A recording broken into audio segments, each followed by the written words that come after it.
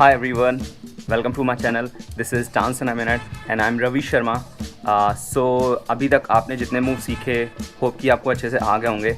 मैं आपको एक चीज़ और बता दूं कि जो मैं इस वीडियो के बाद जो नेक्स्ट वीडियो बनाऊंगा उसमें आपको सारे मूव को मिक्स करके एक डांस रूटीन सिखाऊंगा जो कि मे बी शायद 1 मिनट से ज़्यादा का टाइम लगेगा जिसको सीखने में आपको, और मैं डेफिनेटली बोल सकता हूँ आपको सीखने में बहुत मज़ा आएगा। सो प्लीज़ आप बाकी सारे मूव्स जितने भी हैं वो सारे लर्न कर लेना। और जो मैं आपको डांस मूव सिखाने वाला हूँ उसका नाम है cabbage page. Let's go.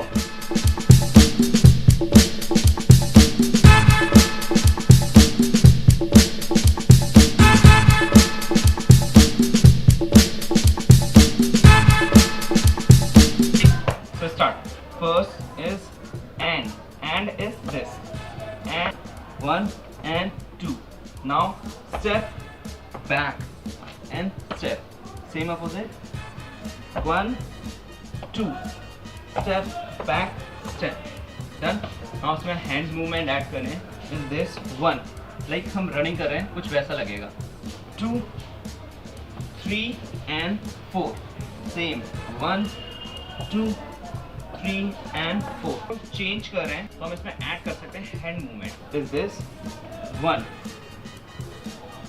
2 3 and 4 1 2 3 and 4।